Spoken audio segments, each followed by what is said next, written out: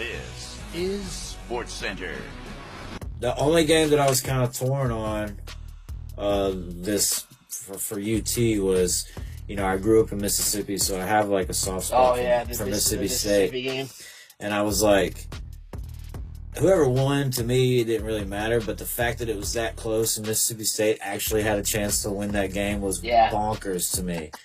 And, Bo... It was pretty crazy. Bo's, a big Mississippi State fan, and I was like, dude, we were sitting there, like, texting each other as we were watching the game, thinking, like, this is going to happen, and then they just blew it, and it was just like, Mississippi State fashion, you know what I mean? I was happy we won. That'd be hard. That's hard because you are from Mississippi. You lived in Mississippi for a while. Yeah, so, well, I was pulling for UT because it would have made more sense for UT to win than Mississippi State if I'm pulling for anybody, for the long haul, you know what I mean? But if Mississippi State would have beat them, I would have thought it was kind of cute or something. You know what I mean? Like, I'd have been like, oh, good job, guys. I just hope Tennessee's awful next year. Dude, I hope John can hear me right now. I really do. Tennessee sucks. I can't stand them. John, are you here?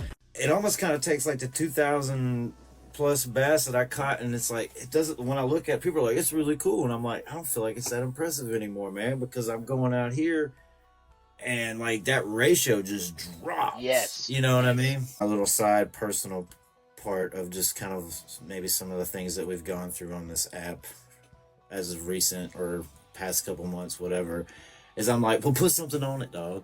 Yeah. You know what I mean? Like, start going out there, start putting some money, go fish with actual people.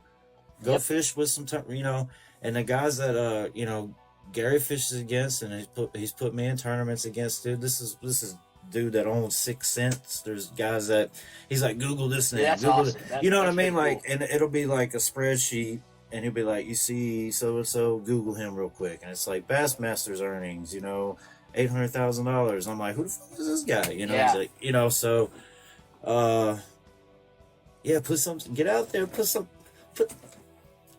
you know what I mean? And it's like I feel like I've never done tournament fishing though, but I feel like you were saying earlier, there's these guys out there that think, oh yeah, I'm this awesome fisherman and I do all that. Well, it's also like it'd be a better feeling I would think if you put something down on it and then you were to win, it just feels so much better on the inside, and it's like you accomplished something. You know what I mean? You can go out there and catch big fish all day, and it feels good, but it doesn't feel better than I guarantee you winning a tournament and catching big fish. I promise you that. We needed like a 4-pounder, but I ended up getting like an 8-pounder instead. And Gary's taking the thing, he's weighing it, and he's saying, we've got over 24 pounds. It's over. You know what I mean? He's like, it's over. And then I was like, hearing him say that, I was like, fuck yeah. You're like, hell yeah. You know what I mean? This is my custom bait that I designed, and it's called the Trident. And it's it's a great crawl. It's great on the back of a spinnerbait. It's great on the back of a chatterbait. It's great on the back of a jig. I've caught several fish on this, on just a jig. So it's an awesome bait. This is always with me. I've usually carried watermelon red, green pumpkin, and black and blue. It's always in my bag when I go fishing, because that's to me those are the only 3 colors you ever really, and white. Those are the 4 colors that would basically catch any kind of fish you want, as in bass fishing. But yeah, this is my favorite one that I have. It's a great bait. This bad boy right here, you can rig it vertically like this, like on its side so it's coming, or like that, either way. But yeah, I mean, this is basically, take that off, this is a jig, so that's what it looks like on just a jig. So I mean, I caught so many fish this year on this bait right here, this color. Not this color jig, but this color watermelon red. I was usually using a green pumpkin jig, and I put the watermelon red on the back of it. Dude, I just caught a ton of fish on it. It's just throw it right over there on the right by the shore under the tree. But I would have loved to play college baseball, man. That would have been fun, dude. See, the problem with me was I was really good at baseball, dude. Like dude, I was throwing like 70 miles an hour when I was in like 6th grade. I used to play baseball. What's up, Miko? You know what I mean? What's up, Miko? That's wild to me is to think how athletic and just just Yeah, on dude. it I was as a kid. And then when I started having fun as an adult, I was like, I could probably still get out there and play sports. You know what I mean? Nope, not happening, bro. I've tried, believe me. It don't work, dude. Your bones and everything, they don't work the same way they did when we were like 15 years old. I played basketball probably pretty regularly for a while. My knee went like just as I was running. Like watched my legs, like my knee come out and it come back in.